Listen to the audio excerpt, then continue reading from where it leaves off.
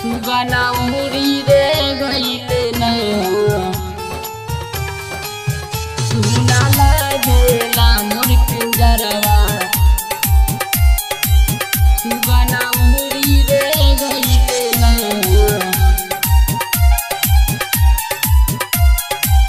सुना लागेला मोर पिंजरवा जोहिया से हमारा छोड़ी के गहिले भाई रे छोड़ी के गहिले वही दिन से हमारे ना वही दिन से हमारे ना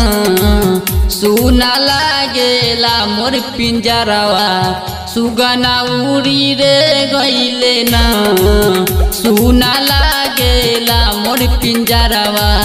सुगना उड़ी रे गईले ना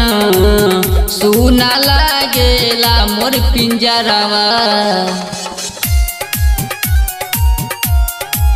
सुगना उड़ी रे गईले ना सुना लागेला मोर पिंजरवा सुगना उड़ी रे गईले ना हंसत खेलत रहे जिंदगी रहे जब साथ रे काहेला छोड़ी के गईले पगली हमर हाथ रे पगली हमर हाथ रे पगली हमर हाथ रे हंसत खेलत रहे जिंदगी रहे जब साथ रे काहेला छोड़ी के गईले पगली हमर हाथ रे पगली हमर हाथ रे हमरो अंगनवा त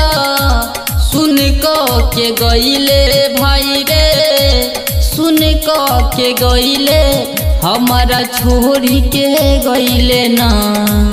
ऊ त छोड़ी के गईले ना सुना लागेला मोर अंगनवा सुगना उड़ी रे गईले ना सुना लागेला मोर पिंजरवा सुगना उड़ी रे गईले ना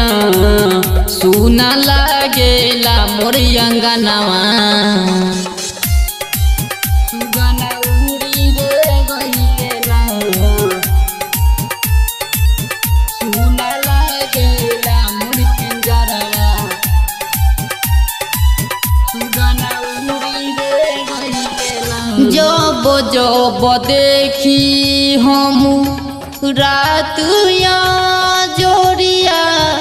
बड़ी याद या हवे रे भाई ओकर मीठी बोलिया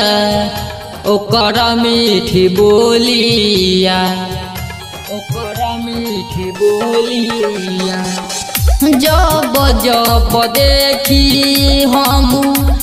रात या जोड़िया बड़ी याद आवे रे भाई ओकर मीठी बोलिया